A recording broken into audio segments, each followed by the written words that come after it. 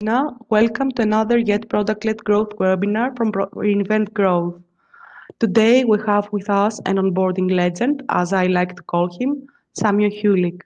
Samuel is one of the first experts that evangelized user onboarding while he had the chance to work with many high-profile companies so far, like Spotify, MailChimp, and WordPress, to name a few.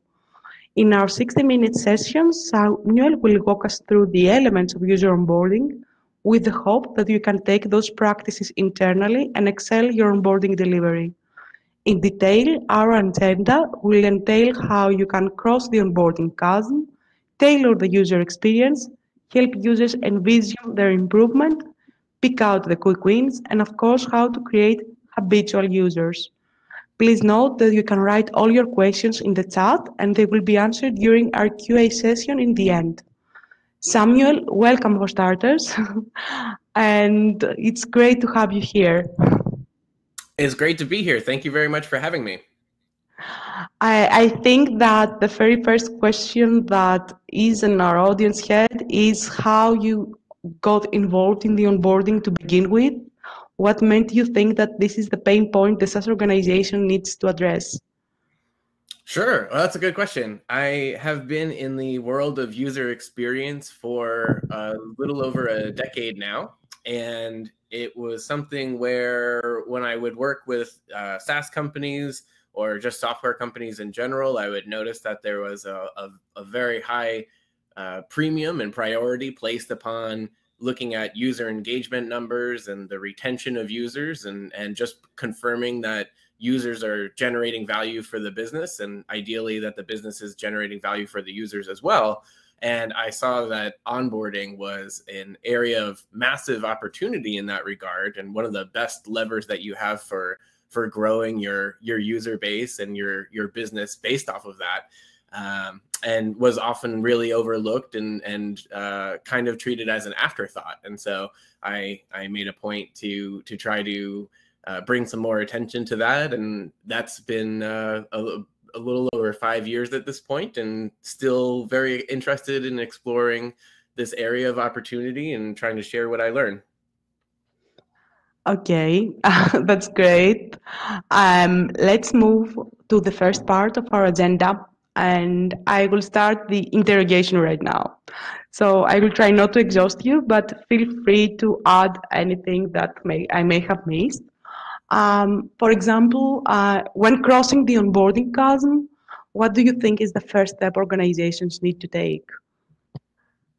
As far as designing a better onboarding experience, or as far as getting users to success, or both? I would say as far as making this something like an intentional effort to begin with, because before you actually deploy an onboarding strategy, you need to decide that this is the only way forward in order to retain users or expand accounts. So how can organization make this a more intentional effort before they deploy anything, that is? Sure. So the major recommendation that I have in general in that regard is to get really clear on what your business goals are and get a really clear understanding of what it is that your business is wanting to do on an executive or strategic level, as far as generating more short-term revenue, generating more long-term sustainable revenue, or maybe you're not focused on revenue at all right now and you just want to try to grow your user base, or different possibilities there. But a lot of the times it's due to the nature of business. You are ultimately trying to make money in some way. And so if you think of it as kind of a continuum or a timeline where people are engaging with your marketing materials and just you're getting your products and services name on their radar to begin with, they eventually become signups. How do those people who sign up go on to become the high performing, value generating users that you ultimately are hoping will be engaging with your product? That's what I call onboarding, and that's where I place my design focus and strategic focus. So the first step for me is to get very clear on what it is that you ultimately hope will happen on behalf of your business. And then after that, get really clear on what the users are hoping will happen when they sign up for your product, and look for ways to align those two as much as possible. A business is a B2C product or has a B2B product, what would be the major differences there? Because the target segment is very different, the audience is very different, the acquisition to begin with is very different. So what would we advise organization in this point?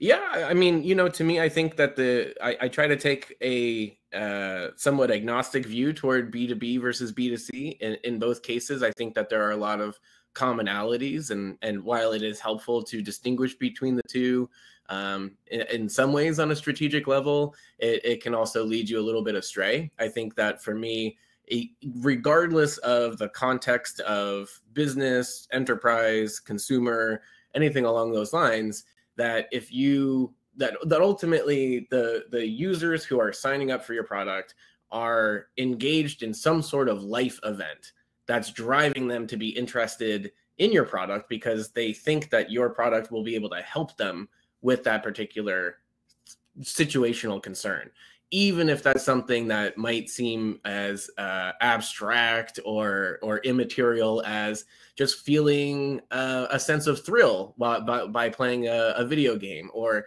killing time in the line at the supermarket as you have 30 seconds while you wait for the person in front of you to check out, or different things along those lines. Netflix certainly provides value to users in ways that are probably difficult to quantify, but at the same time are very contextually derived, that there's something in their life that they're hoping to resolve, and they're hoping that Netflix can help them do that. So to my mind, every time someone uses a product, and especially every time somebody signs up for a product, it's really a question of understanding what it is that they're looking to accomplish and positioning your service around the accomplishment of that thing as much as possible.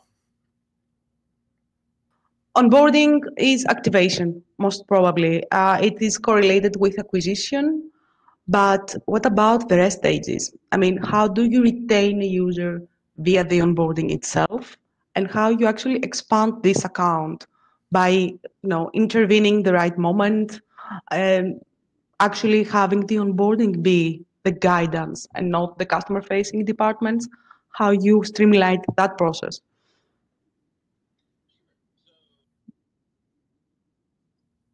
Sure. So as far as the stages that are outlined here, activation, retention, expansion, I certainly am not calling into question the validity of any of those from the business's perspective. But one thing that I like to highlight is the fact that from the user's perspective, nobody really thinks of the relationship with that particular with any service along those terms. So, for example, if I'm excuse me, if I'm trying to grow my email list subscriber count, and I think that MailChimp, if I switch over to them, that I will be able to succeed in that endeavor more reliably, then if somebody asks me how things are going with MailChimp, I wouldn't say, "Oh, it's great. We're in the retention phase of our relationship right now," or, "Oh, it's I'm ready to I think I'm ready to shift toward being more of a referral stage of my relationship with MailChimp."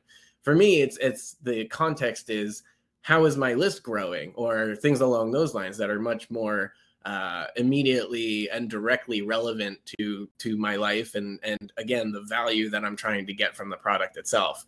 So for me, what I really like to do is instead break down the stages of progress that someone needs to be making with the product in their life, so that they can go on to achieve success, and try to work them through those stages, rather than create a funnel around stages that are really only business centric and try to force people through a funnel of my own making. I'd much rather try to help people through their own funnel than stuff them through mine, so to speak. That being said, if again, to be clear, I think that focusing on activation, retention, expansion, etc., are absolutely critical, but I think that those are secondary, almost after effects from having helped users make it through the quote unquote conversion funnel of what they're trying to do. Those are lagging indicator, so to speak. So I like to try to keep my focus on what the user is trying to do as much as possible. Okay. What KPIs would we use per stage of the funnel? I know that you just said that, okay, this is onboarding should not be focused per se there, it's an afterthought, but if we would like to monitor onboarding ROI, how do we do that? Would we actually see at business metrics, KPIs, product KPIs, a mix of the two? I don't know. What do you think? Sure. Yeah. Well, so I would say that the two main things that I like to look at, and this goes back to the beginning of the conversation. One is getting really clear on what your business outcomes are that you're looking to generate. So let's just say, for example, just to use a hypothetical example, if you were an invoice sending software service of some sort, when and let's say that you have like a free trial for 2 weeks, and then after somebody signs up for the free trial, they can upgrade to a monthly or annual subscription. I would assume that the business's goals are to turn more of the signups that come in through the door into people who have converted into upgraded, subscribed customer status users.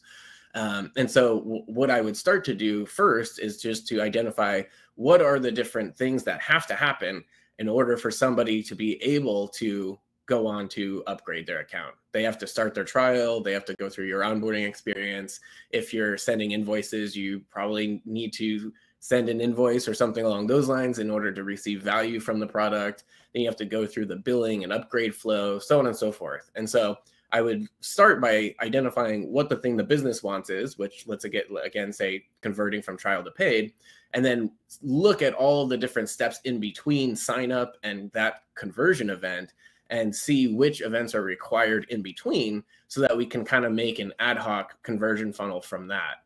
And then on the flip side, I would also look at what sort of outcomes the users want. And if we're, again, working in an invoice sending kind of context, user value probably has something to do with sending invoices and having those invoices be seen by the recipients and having those invoices be paid by the recipients. And so I would be looking at that as a kind of ad hoc conversion funnel as well. And basically my whole premise here is if we can help more people get their invoices paid, there's a very good likelihood that more people will convert to being paid subscribers of our service. And so those are the two areas that I would most be looking at from a KPI standpoint, rather than, what's the viral coefficient or different things along those lines.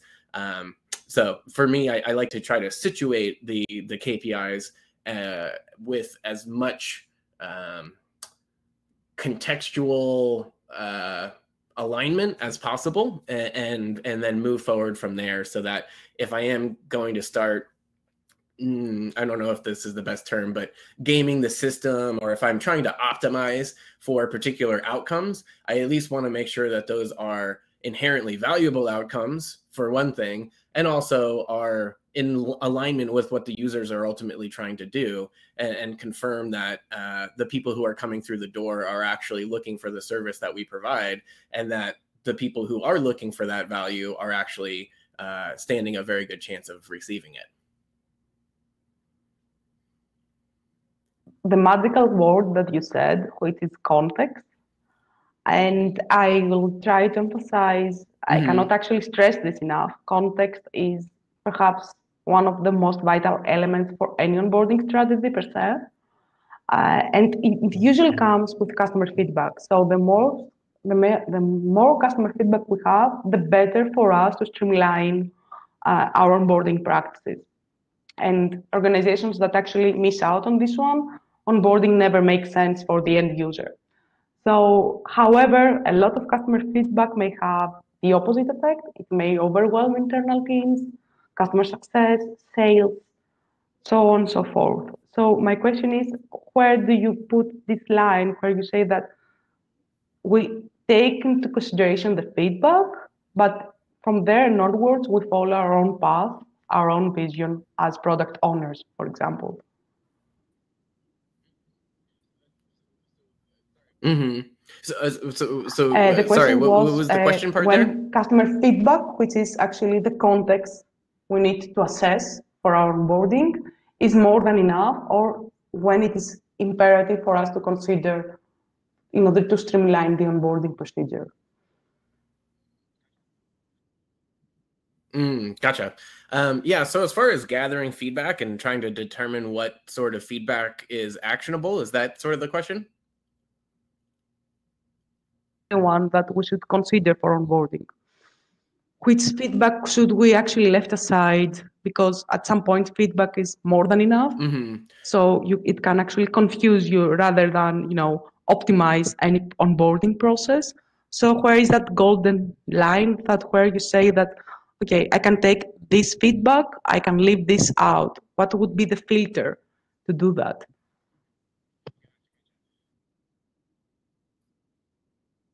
Mm-hmm. Gotcha. Yeah, so what I would encourage people to do is to again, let's just say we're working with this hypothetical invoice product. I wouldn't focus too much on soliciting feedback about the product itself, about the software, asking people, would you like it to have a different background color, or would you like the buttons to have rounded corners, or so on and so forth. I would instead ask people why invoicing is important to them in that given moment. So if somebody's signing up, ask, why is invoicing on your mind? What are the different patterns that you can identify as the person who's asking the questions? If you're soliciting feedback, what are the patterns that you can see around why, let's see, how do I best put this? Why invoice sending is contextually relevant and important to somebody in a particular moment, because that motivation is what's driving somebody to sign up for the product. And that motivation is going to be the ultimate arbiter as to whether somebody got value out of it or not. It's you're helping them with their situation much more so than just offering them a product. And the more you can understand the situation that motivated and propelled them forward to want to make progress with your product in their life, the better you can position your product to actually facilitate the achievement of that progress. And so, for example, if you ask people why is invoicing on your mind, you might hear different things like, we just got our first really big client, and they said that if they didn't have an official looking invoice, they were not going to work with us. Or, I mean, I'm just kind of making these up off the top of my head, but there are going to be different situations that people are in that they are looking to resolve. And if you can identify common situations that drive people to sign up for your hypothetical invoice sending service, then you can actually position that entire service around solving that one particular type of situation as fully and comprehensively as you can.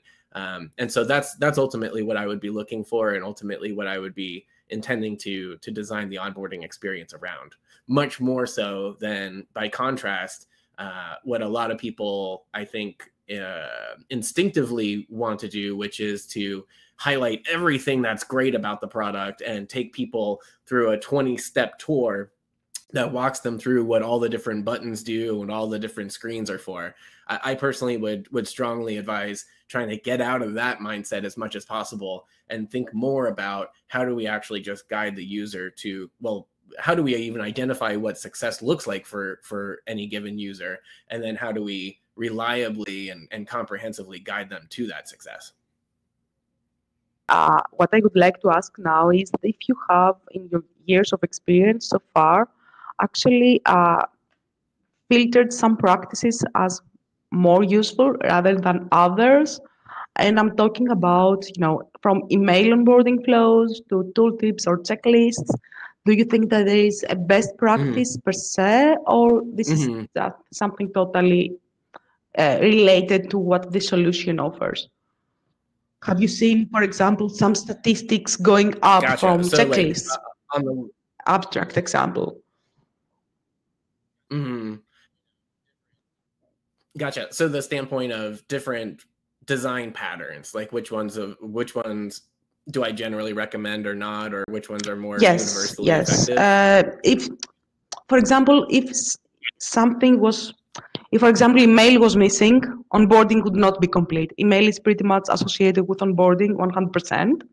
But, for in product, for Mhm. example, activations, there is no standard point what you should go after to. Yep. So perhaps some general guidelines or via your own experience that. Sure. Yeah. So I would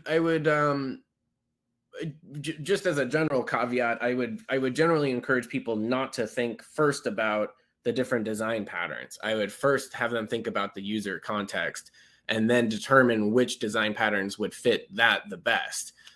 That being said, if just looking for a quick rundown of the more popular options available, I would certainly say tooltip tours are the least recommended design pattern, in my opinion.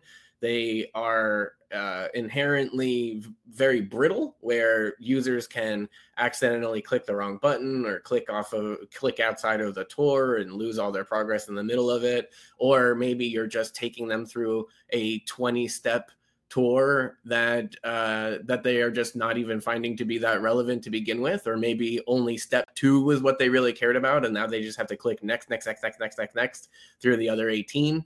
From that standpoint, I would strongly encourage not using tooltips to paper over the issues in your product, and instead just seek to make your product more inherently intuitive to begin with.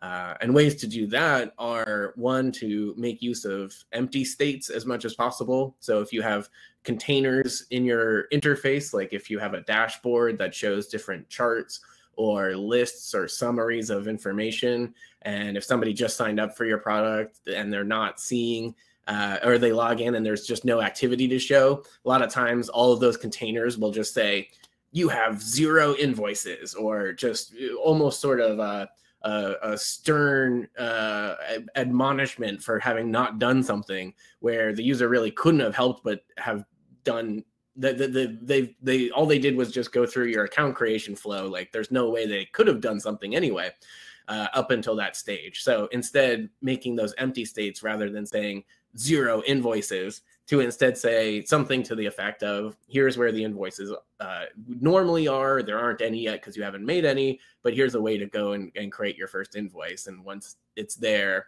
once you have, it will be showing up here. Something along those lines. Not that wordy, but something like that.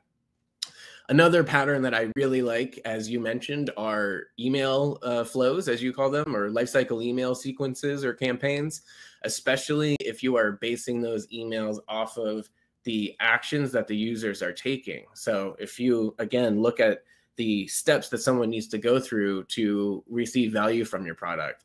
If somebody signs up for your invoice sending software and doesn't create an invoice, you should be sending very different emails to that person than to someone who is fully up and running and has created 30 invoices and already are getting some of those paid. So paying attention to where that person is on a user by user basis along that line of progress, and having emails that go out that speak directly to where their concerns are along that journey, I think are crucially important. So certainly agreed on the how critical email flows are. And then the other one that you put out there is checklists, or I call them progression systems, because they could be a to-do list or a progress meter or different things along those lines. But the idea essentially there is to, I'm trying to think of how to best to put it, to, again, identify what success looks like in the eyes of the user and help break down the steps that need to be taken to get the user from where they currently are to that successful set of circumstances that they're desiring. And the more that you can break those down into smaller, more consumable, more achievable steps, the more likely that you can help people through that. Again, thinking of it almost as like creating a conversion funnel for an outcome that the user wants, rather than creating a conversion funnel for outcomes that the business wants. So that's ultimately really where my philosophy lies, and you can mix and match a lot of different design patterns around determining whatever is most effective in helping drive progress for people in that regard. Okay, I will go to another topic. We already mentioned that onboarding is cross-functional, but I would like your insights in terms of which departments should be involved. We have self-serve onboarding, we have customer onboarding, we have, depending on the customer segment, the nature of the practices change a lot, but eventually it is a business decision. So which department do you think that should be involved by default or should be, varying depending on the customer segment, perhaps? Sure. Yeah. So the two that most immediately come to mind, and I think are probably most immediately relevant for most companies, would be the marketing department or team and the product department. Especially when you consider onboarding, if you think of it as starting when someone signs up and reaching its point of resolution when they're fully up and running, then really the signups are driven by marketing, and the power users or the fully up and running users are hopefully driven by the product team. That being said, especially if the marketing team and product team aren't working in concert in creating a cohesive and coherent experience that helps turn marketing's signups into products power users, then you are going to need to fill in the gaps in a number of different ways.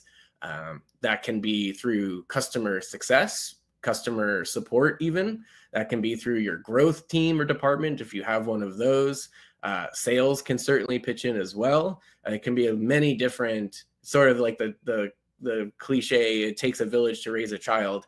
You really want to be thinking of your business value being driven by the delivery of user value, and thinking of the delivery of user value as being a whole team company-wide effort instead. I know that that's a tall order, so maybe the short answer is product and marketing, but at the same time, I do believe that there are a number of different people who can come in and contribute very effectively, especially I find in my experience, people who work in customer support, because they are the front lines of that customer feedback, and they are oftentimes the people who are paying the most the closest attention and the most continuous attention on that first user experience, because a lot of times new users are the people who are creating the most support tickets in general, because frankly, the new user experience is not something that has really been optimized for within the organization anyway. So at some point the buck will stop with somebody, and a lot of times that is the customer support department. And a lot of times organizations can leverage the inherent knowledge of the customer support department as a whole in coming up with some very effective ways to improve upon the user onboarding experience. So for example, in the beginning, it's sales and the product, depending where you put the most effort. Then it's customer success or customer support and the product, or professional services if you have enterprise business, for example, at Play. So I guess that it is a variable there. Marketing and product, though, are very standard. They are the only two departments always associated with onboarding per se. Okay, we move forward to how we tailor the user experience. And I would like to ask you the question of the century for me. How do you think onboarding is evolving now that product-led growth is at play?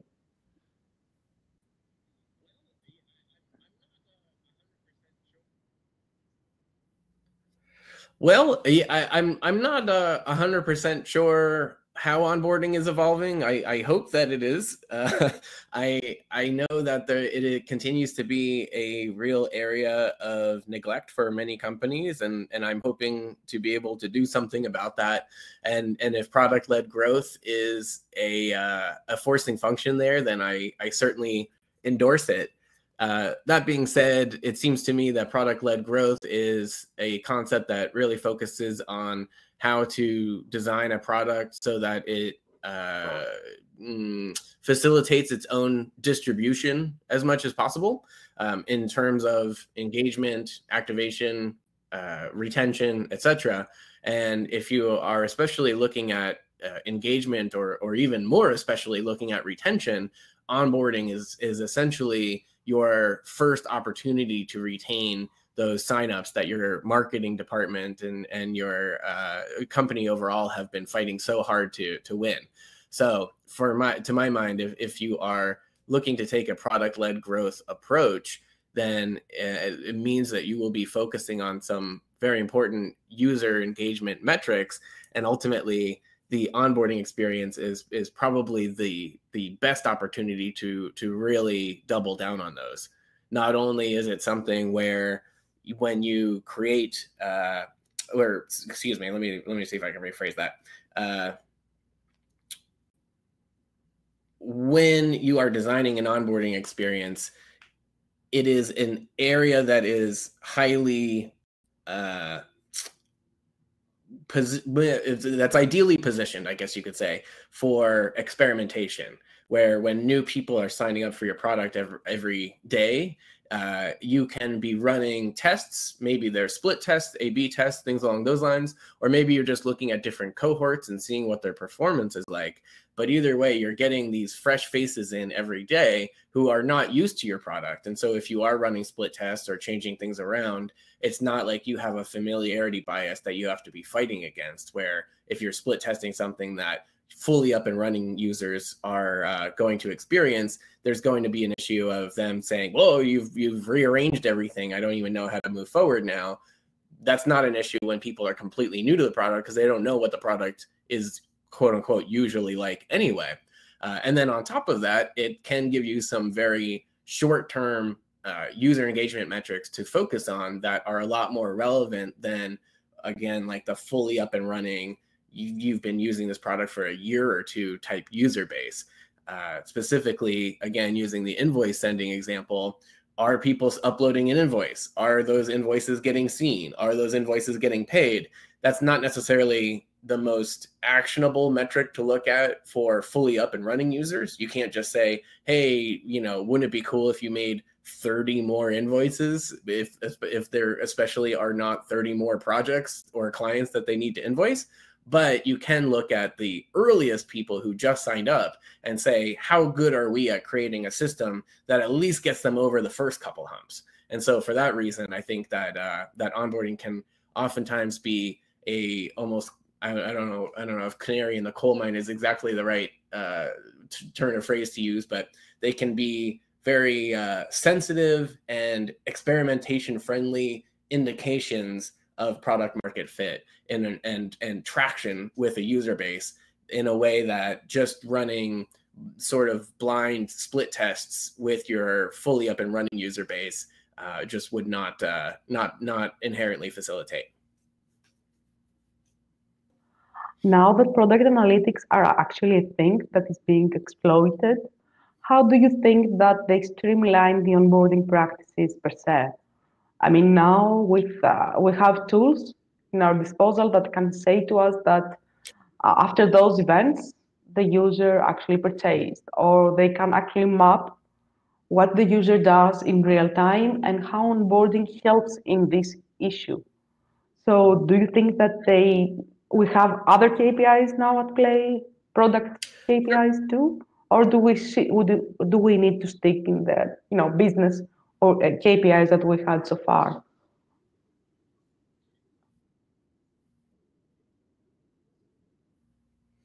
Well, I would generally say that the more information available, the better. I would certainly like to think that decisions can be made more reliably, the more reliable the evidence that they can be based upon. That being said, I think it probably doesn't help to just track every single thing and try to incorporate all of that into your decision-making process. So, which means for me, there needs to be some lens that you look through to determine what information is relevant to your decisions and what isn't, and how that incorporates into your overall strategy.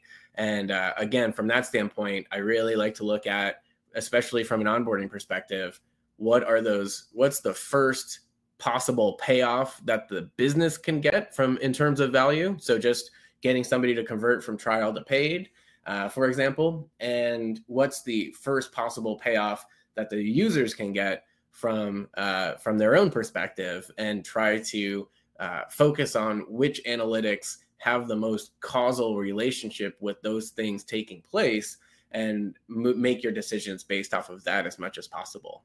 To really reframe your thinking of your onboarding from how do we show off how cool our product is so that our users realize how cool it is, and then therefore probably find success with it and therefore subscribe, to instead, how can we create a system for accomplishment that helps generate the value that the users are seeking and that the business is seeking in as reliable and scientific a way as possible.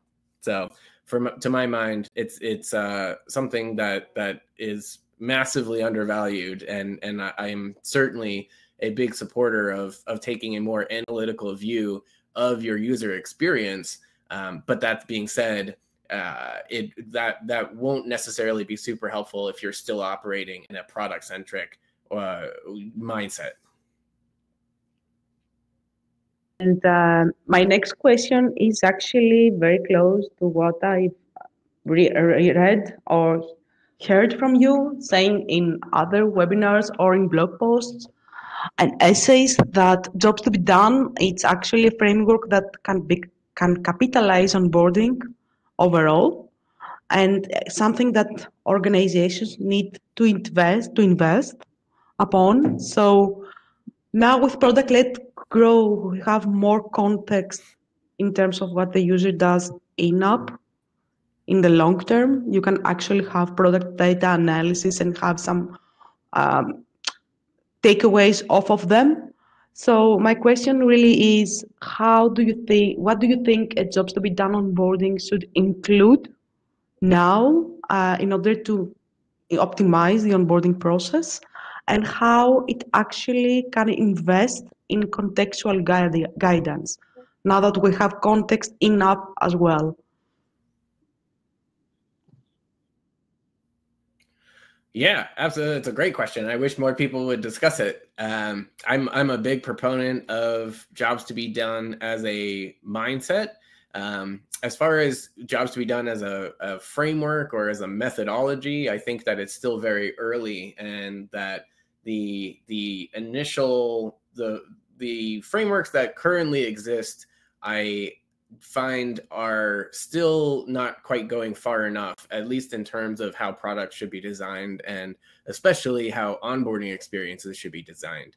For me, it's a question not so much of, maybe an example with jobs to be done, a lot of times they'll use an example of a Snickers bar and say, well, maybe the job to be done the job that a Snickers bar exists to serve is different from the job that a Milky Way bar exists to serve, and therefore you can change some of the marketing or advertising attributes and speak more directly to people who are in situations in which the Snicker job makes more sense if you're the Snicker marketing team, and then maybe Milky Way's marketing team should be focusing on other contexts or messages or ways to position their product so that it's more aligned with the job or jobs that Milky Way tends to be hired for, so to speak. But to my mind, it's less of a question of thinking of your product as this immutable thing where you're just saying, we have the notion of a Snickers bar, and the Snickers bar will stay a Snickers bar no matter what. It's just a question of how do we position it, or how do we sell it, or how do we market it in a jobs to be done kind of way. I think that that's a much less interesting question than how do we change the nature of the Snicker bar product itself so that it is more aligned with the job that it's being hired for, so that when people get a Snicker bar and they eat it, so that it gets them closer to the goals that they had in mind when they decided to consume it. So from my standpoint, I understand that there are a lot of logistical limitations in mass manufacturing of material goods, but those constraints don't exist nearly to the same degree online. And to me, it's very odd that we are taking this whole new digital ecosphere or this environment for digital products, and we're imposing the same constraints of the material world on them. It's much easier, in my opinion, to identify a job for software and then adapt that software contextually, user by user, to align with the job that you understand a given user to be hiring your product for. You can provide them with an entirely different, customized and contextually derived experience that is fundamentally the Snicker bar that somebody, well, I shouldn't use the term Snicker bar, but if you are maybe, let's say, a dating app like Tinder or something like that, and you find that there are patterns where some people hire the Tinder app to try to find someone to date so that they can settle down and get married. And you find that there's another job that people hire the Tinder app for, which is just to go out and have fun for an evening. Those are totally different jobs. And to give the same generic product experience to those two totally different jobs, to my mind, doesn't make sense. And I don't think that it's really capturing the full opportunity of the jobs to be done type mindset to think, well, let's give everybody the same Tinder experience, but we'll advertise it differently for this job and then market it differently for this other job. And then once those people get into the funnel, then assume everything's fine. I think it's much more interesting to instead think about those jobs as end-to-end coherent experiences that ultimately result in value being generated and delivered to the users, and customizing every stage of that experience as much as possible, to the point where maybe if somebody is signing up for Tinder because they're looking to settle down and get married, their Tinder experience, the interface, the workflows, etc., is completely, maybe not completely different, but is custom tailored to that particular job, rather than to than the sort of experience somebody would have with Tinder if they're just looking to hook up with somebody for the evening or something like that. So I'm not sure if that makes I'm not sure if I've been rambling too much here, but I would love to hear your thoughts on that, if you would care to share yours as well. Of this statement that no single user is the same. And as much as we would like to put them in buckets, those buckets keep having their own segments. But I would say that my biggest consideration whenever I design a job to be done on onboarding framework for no matter the service is the proficiency of the user. There is nothing more than that can affect how a user anticipates the product per se. So the product may be intuitive, may be simple, but the user may not be, tech savvy at all, or it could be more technical than we would consider. And this actually has a different flow in the onboarding, if you notice. A user that is more technical, has been around more solutions, like, for example, MailChimp, would know where to look, right? But if I'm new to email marketing, I don't know where to look, because for me, it's all the same. It's all new. So how do you actually segment that from the beginning? It's a question that troubles most of my customers and fellow peers on the matter. If there was something that I think onboarding has a lot to invest in, is that how do you understand what the user actually has as knowledge? What is the context behind previous usage on the field? Or if he is completely newbie, as we call them.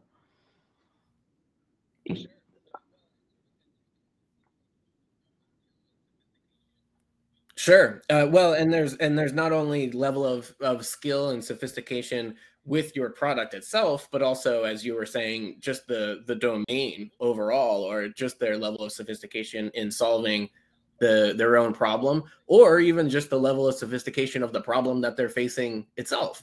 And so it's funny that you brought up MailChimp, because when I worked with them and looked at their onboarding, there was one, they had a whole workflow that they would get people through, which is, create your account and pick out a password and enter your email address, and just jumping through the normal sort of account administrative hoops.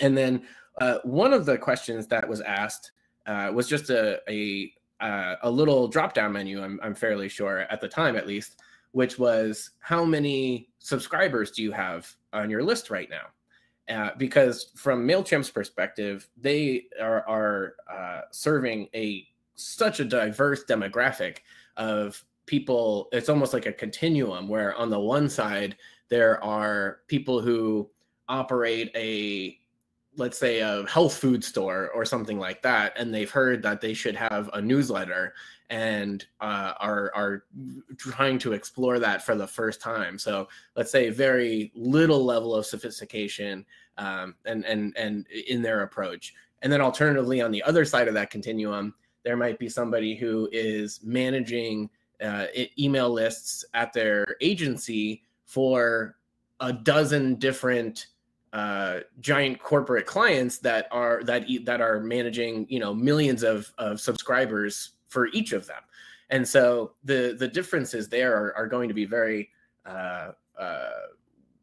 distinct, I guess, on the one hand, but then a lot of shades of gray in between as well. And so by asking a question, how many subscribers do you currently have or that you're managing, you can actually customize that experience in a pretty profound way. If somebody comes in and says that they don't have any subscribers yet, or if they have 5 or 18 or something like that, then it's much more likely that they would be interested in and this is not something that you should force them to do, but for example, they would be much more likely to be interested in a WordPress plugin that they can make a sign up form on their blog or their company website or something like that.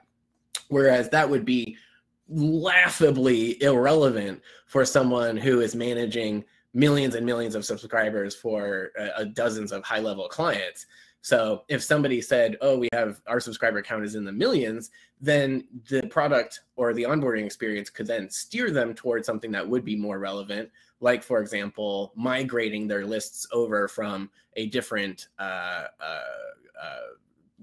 service or whatever you might want to call that. If you're managing millions of subscribers, you're not doing it in Gmail. So, you're probably keeping them somewhere, and migrating would make a lot more sense for that user. Whereas if somebody says they have 18 subscribers, you don't need to migrate them from anything. That's probably just being handled. You could do that with pen and paper. So just thinking about what are the situational circumstances that somebody is currently in, just facts of their lives, like how many subscribers do you have, and using that information to make some smart guesses as to what it is that is probably most relevant to that user based off of what you think they are probably seeking or pursuing from a value perspective.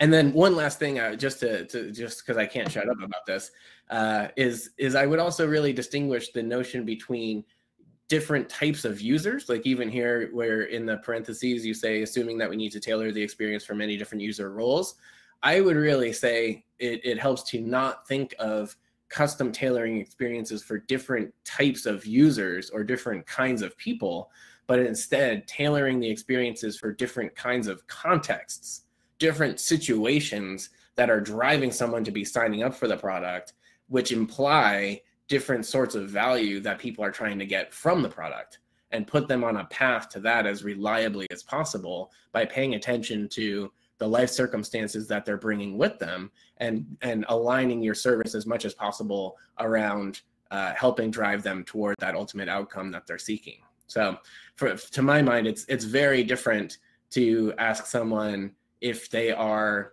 a marketer or a business owner, and instead ask them how many subscribers they have, which will give you a much clearer perspective on what it is that they're trying to do. Of course, that's just MailChimp as an example. It will be different for every company, but that's the general perspective that I recommend taking on. Your roles. You may have very different roles in a use case, and just one user role in another.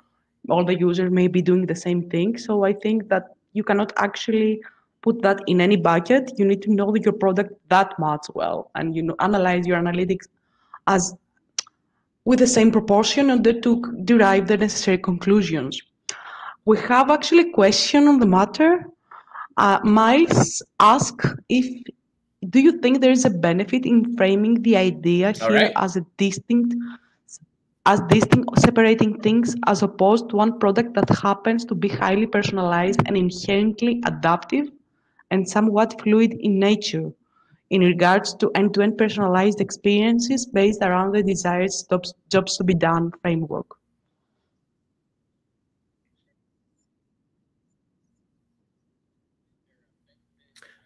Sure. So the question, just to make sure I'm following it, is there a benefit? I guess maybe there's a distinction being drawn I between can repeat. I can having repeat.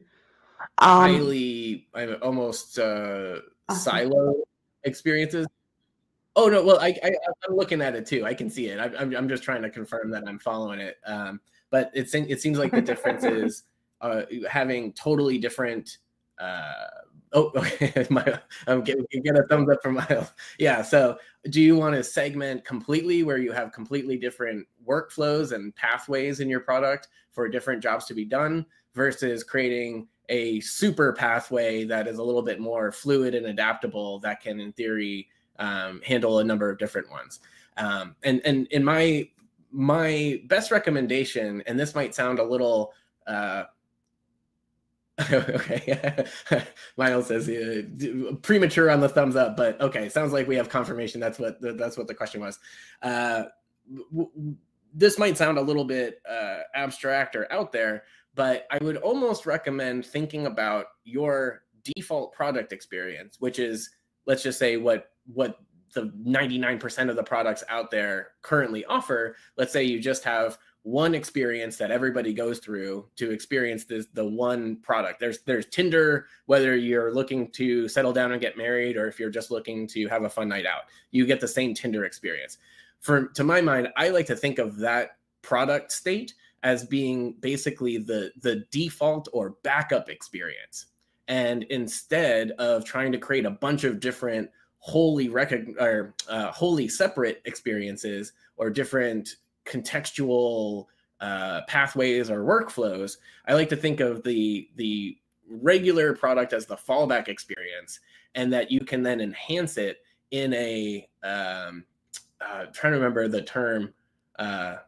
In front end development, it's called progressive enhancement rather than graceful degradation, where you start with a really basic firm foundation, and then when you can detect that a browser will support a particular feature or functionality, then you can provide an enhanced experience to those people. In the same way, not talking about it from a development standpoint, but from a user experience standpoint, you can create a really solid and fluid and improvisatory default experience, and then enhance that experience based off of some conditional information that you might know about somebody. So in the case, again, of the MailChimp example, if you ask people how many subscribers they have, you can then let that default experience enhance in either a get the WordPress plugin or migrate your subscribers over to, and I'm really overgeneralizing here, but by way of example, you can highlight those different parts of the experience for users based off of what you know, or at least have a very strong guess as for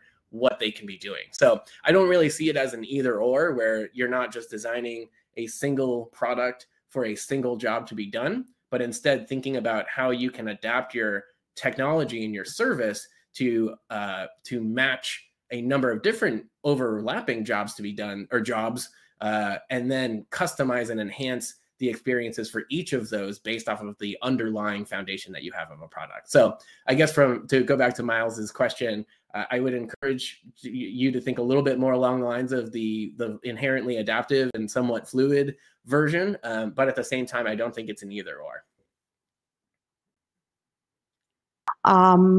It's more generic. She asks if SaaS onboarding best practices can be leveraged for traditional financial products or services industry. Erica, I think we would need a bit more context to answer that, if possible. What pain points you want to solve, or anything? Yeah, I mean, I can jump in and say, I've worked with a handful of banks and other heavily regulated industries, and I know that there are a lot of issues involved with compliance and just the heavy regulation of the heavily regulated industries, and that can pose a serious challenge from an onboarding standpoint, where you might want to be creating a positive and meaningful and intuitive experience for the user. But let's say if you're a bank, for example, you might have to screen them for whether they're a terrorist or not. And that might not be something that the user experience team or the product team or even the business necessarily wants to do, but it's something that they would have to do because of governmental regulations and security practices and things along those lines. So I wouldn't say that any onboarding best practice is particularly more or less relevant within a financial industry context. But I would say, well, I guess I would say that my heart goes out to you. I do know that it can be much more of a challenge, and you can often wind up having to present users with decisions or administrative steps that you would much rather not. And to my mind, I think one of the best ways to do that is to essentially let them know that why it's meaningful for them to be doing that, or why it is that you're requiring that particular step, so that they can better understand why it's being asked, rather than just telling them that it's really easy and that they shouldn't worry about it or overthink it, because that will just lend itself to even more stress. So instead of just thinking, yeah, we know this sucks, we know this is hard, we don't want to do this, but here's the context around why this is meaningful to you and why this has to happen in order for you to be able to get what you want. So, I mean, of course, I wouldn't word it exactly that way, but something more to that effect than just trying to skip people right ahead to and pretending like it's not a challenge. We're running out of time, so we will take one last one from Ashley. She asks if you have any experience in the e-commerce sector, okay, and if more customer experience rather than user experience, because those two can differentiate, and what is the parallel of product-led growth to e-commerce or other sectors rather than SaaS? Well, ultimately, I would say that the principles that we've been discussing hold true, that if you can identify what it is that people are trying to do and what kind of value they're trying to generate in their lives by using your product, then that will really put you a step ahead than just thinking about how to optimize your product in a vacuum or something along those lines. So for me, I know like a company that I often cite along these lines is Warby Parker, who offer eyeglass frames. And the entire shopping experience that they provide, I think, is almost a masterclass in user experience design, as well as conversion design or onboarding design is concerned as well.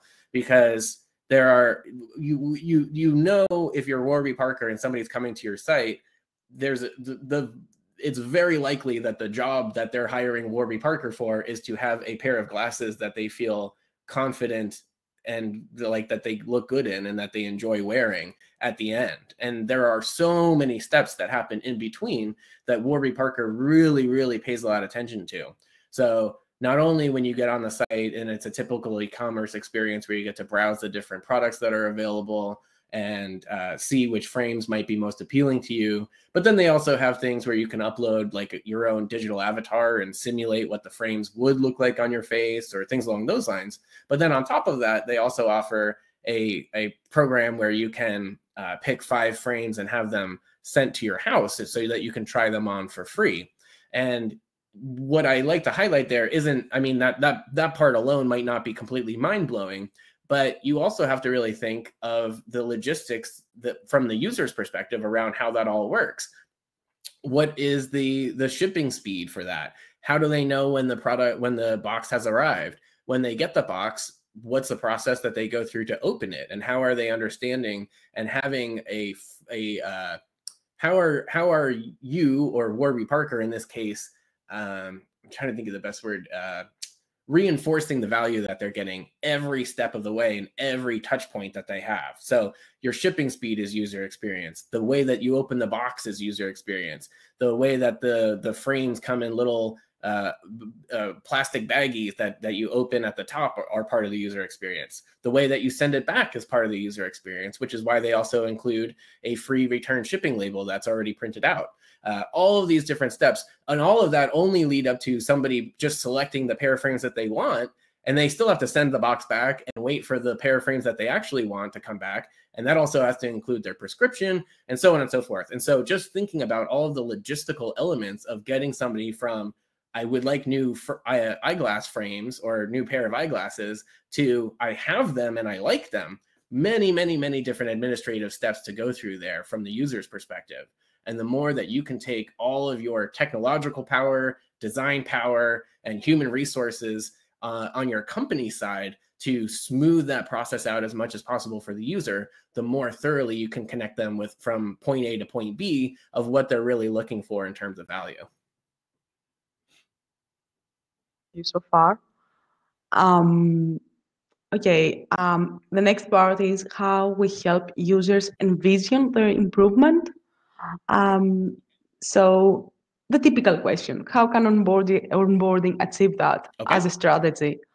How can the onboarding actually, gives the heads up that this is what it will be able to do in 10 steps from now, in 1 month from now, and how it can do that seamlessly, not by, just saying that, okay, I'm going to, convert you to the best user ever. Just it comes by default that progressively you will go there and you have the confidence that the product provides you to get there.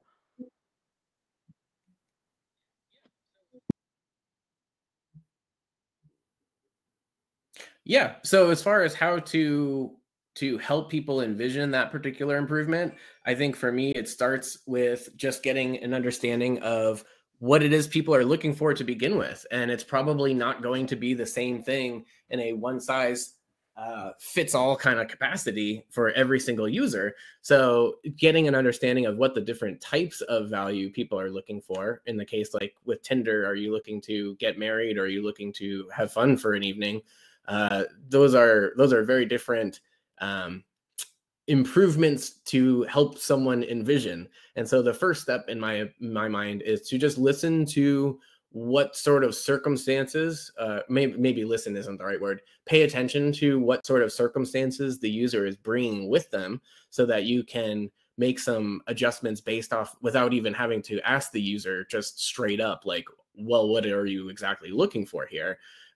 You can try to pay as much attention to contextually available information as possible, like the time of day that they're signing up, which landing page they might have come through, which blog posts of yours they might have read, which part of the world that they're in. Those might not all give you the firmest information to act off of immediately, but those are all freely available to you if you just pay attention to those. And if those are ultimately going to be really relevant to identifying what job the users are hiring your product for on a user by user basis, then I would certainly recommend leveraging those to the fullest degree, because that's just sitting out there, quote unquote, for free.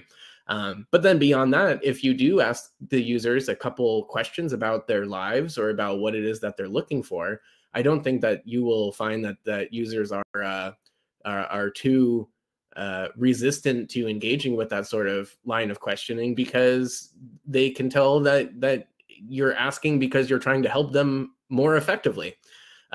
People tend to kind of like talking about themselves, and when they don't like doing is filling out forms where they have no idea why they're doing it or how they are ever to stand to benefit from it. So I would generally recommend not asking just basic demographic sales-oriented questions that don't go on to customize or enhance the ensuing experience for the users at all. That I wouldn't suggest doing. But you can ask some really strategic questions to get a clear idea of, wow, it looks like, well, like again, in the case of MailChimp, oh, okay, so if somebody says that they have 5 subscribers, there's a really good chance that they're going to be interested in A, B, and C much more than somebody who has 5 million subscribers, who would probably be a lot more interested in X, Y, and Z. So to my mind, it starts with identifying what they are probably looking for in terms of value, and then just asking them some questions or putting out offerings that confirm that that is what the kind of value that they're seeking is. So it's less, I think, about manufacturing someone to envision their improvement with your product, and more about confirming that your product can align with the vision for improvement that they are already bringing to the table, and demonstrating that you're paying attention to that and are seeking to enhance the experience based off of that. Time to value is perhaps one of the most important considerations when delivering an onboarding strategy, especially if you rely on a self-serve one and you want conversions to move fast. So, what would you advise in order for internal teams to optimize that process and lead to quick wins sooner than later?